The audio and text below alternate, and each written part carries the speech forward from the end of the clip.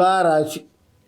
చిత్త 3, 4 పాదాలు, స్వాతి 1, 2, 3, 4 పాదాలు, విశాఖ 1, 2, 3 పాదాలు. ఈ రాశి వారికి కుజగ్రహ శాంతి, రాహుగ్రహ శాంతి, సుబ్రహ్మణ్య ఆరాధన ఈ నెల చాలా అవసరం. రోజువారి పనులు బాగా ఉన్నా ఏదో తెలియని శారీరక ఒత్తిడి మన వెంబడిస్తూ ఉంటుంది. పంచమ రాహు కారణంగా పుత్ర వైరం ఏర్పడుతుంది. అకాల భోజనం, అందరూ బాగుండాలి అనుకున్నా మనకు విరోధాలు వస్తూ ఉంటాయి. ధనధాన్య వృద్ధి జరుగుతుంది. గృహ నిర్మాణ పనులు వేగవంతం అవుతాయి. మనకు శత్రువుల నుండి స్వేచ్ఛ లభిస్తుంది. మన కులాచార ప్రవర్తన, గృహ లాభము, కొత్త స్నేహితులు కలుగుట, దీనివల్ల ధర్మ కార్యాచరణ ఇవన్నీ కూడా జరుగుతాయి. ఆదాయం పెరుగుతుంది.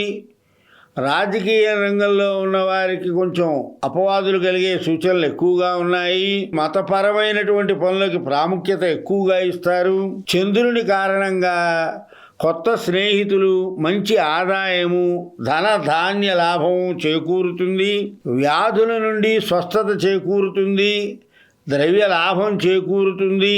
శుభకార్యాలు చేస్తారు. దానివల్ల ఎక్కువగా ఖర్చు అవుతూ ఉంటుంది. గృహ నిర్మాణ పనులు, ఎప్పటి నుంచో నిలిపివేయే పనులన్నీ కూడా వేగవంతం అవుతాయి. అన్ని విధముల అభివృద్ధి చెందే మార్గాలు చాలా గోచరిస్తున్నాయి. ద్వాదశ కుజుడు కారణంగా బంధుద్వేషము, నేత్ర సంబంధమైన బాధలు ఎక్కువగా ఉంటాయి. కుటుంబ సభ్యుల ఆరోగ్య విషయంలో సమస్యలు రావచ్చు, కానీ పరిష్కారం లభిస్తుంది. ఉద్యోగంలో కింద వర్కర్స్ వల్ల అనవసరమైనటువంటి మాటలు, నిందలు పడవలసి వస్తుంది. నూతన ఉద్యోగ ప్రయత్నంలో ఉన్నవారికి మంచి అవకాశాలు లభిస్తాయి. వ్యాపారస్తులకి పెట్టుబడులు సర్దుబాటు అయ్యేటువంటి అవకాశం ఉంది. శుభపుణ్య కార్యక్రమాల్లో చాలా శుభప్రదంగా ఉంటుంది. ఫైనాన్స్, స్థిరాస్తి కొనుగోలు విషయంలో చాలా జాగ్రత్తగా ఉండండి.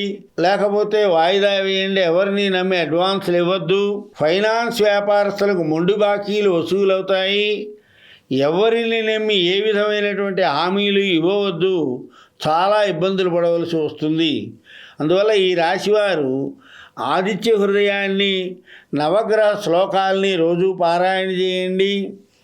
చదవడం రానివారు శ్రీలక్ష్మీ నృసింహ జయ నారసింహ అనే మంత్రాన్ని 27 సార్లు పారాయణ చేస్తే మంచి జరుగుతుంది.